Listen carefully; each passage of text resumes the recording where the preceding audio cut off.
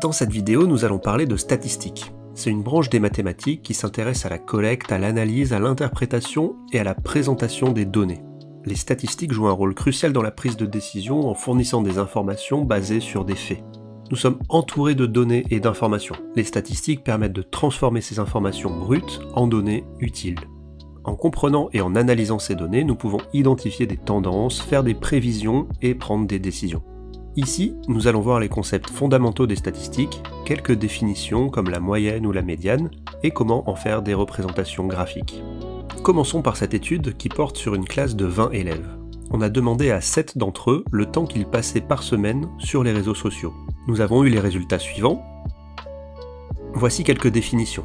La population correspond à l'ensemble des individus ou objets sur lesquels porte l'étude statistique. Dans notre exemple, la population totale est de 20 élèves, même si nous en avons interrogé qu'un échantillon de 7 individus. La caractéristique, ou variable, c'est l'élément mesuré ou observé chez chaque individu de la population. Ici, nous voulons étudier le temps passé sur les réseaux sociaux. L'effectif, c'est le nombre d'individus d'une population pris en compte dans l'étude. Ici, nous avons un effectif de 7 élèves. L'effectif d'une certaine valeur, c'est le nombre d'individus qui possèdent cette valeur particulière. Par exemple, pour la valeur 7, nous avons Roxane et Robin qui ont cette valeur. L'effectif de la valeur 7 est donc 2.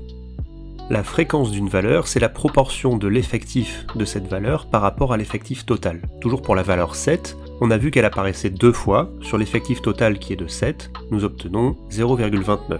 Et on peut aussi l'afficher sous forme de pourcentage, soit 28,6%. Autrement dit, la valeur 7 représente 28,6% de l'ensemble des données. Le mode, c'est la valeur qui a le plus grand effectif, c'est-à-dire celle qui apparaît le plus souvent. Ici, c'est la valeur 7 qui apparaît le plus souvent, car elle apparaît 2 fois, alors que les autres valeurs n'apparaissent qu'une seule fois. Les valeurs minimales et maximales, comme leur nom l'indique, ce sont les valeurs qui correspondent à la plus grande et la plus petite valeur. Notre valeur minimale est 6, et notre valeur maximale est 15. L'étendue, c'est la différence entre la valeur maximale et la valeur minimale, soit 15 moins 6, 9. C'est toute la plage de valeurs possibles. Maintenant, passons à la moyenne. Elle se calcule en faisant la somme des valeurs divisée par l'effectif total. On additionne les valeurs de chacun des élèves, 8 plus 15 plus 7 plus 12 plus 10 plus 7 plus 6, ce qui fait 65, et on divise par l'effectif total qui est 7. On obtient à peu près 9,3. On continue avec la médiane. C'est le nombre pour lequel on trouve autant de valeurs inférieures que de valeurs supérieures. Pour commencer, il faut ordonner nos valeurs par ordre croissant. Anna en premier avec 6 heures et Léandre en dernier avec 15 heures. Maintenant, on veut couper cette série en deux pour qu'il y ait autant de valeurs d'un côté que de l'autre. Il suffit de couper sur la valeur 8. En effet, on a 3 valeurs plus petites, 6, 7 et 7, et 3 valeurs plus grandes, 10, 12 et 15. Comme nous avons 7 valeurs, soit un nombre impair, il suffit de couper sur la 4e valeur pour en avoir 3 au-dessous et 3 au-dessus.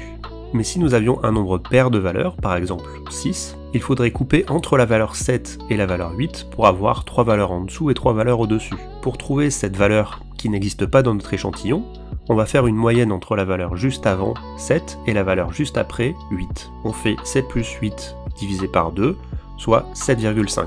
On aurait une médiane de 7,5. Nous allons voir maintenant comment représenter ces données à l'aide d'un diagramme à barres. On affiche sur l'axe des abscisses chacun de nos élèves et en ordonnée les temps passés. On dessine une barre par élève qui s'élève jusqu'à la valeur du temps passé par l'élève. On obtient ce graphique. On peut aussi afficher une ligne pour la moyenne et une ligne pour la médiane que nous avons calculée précédemment. Une autre représentation est un diagramme circulaire. Chaque secteur représente l'effectif ou la fréquence de chaque valeur.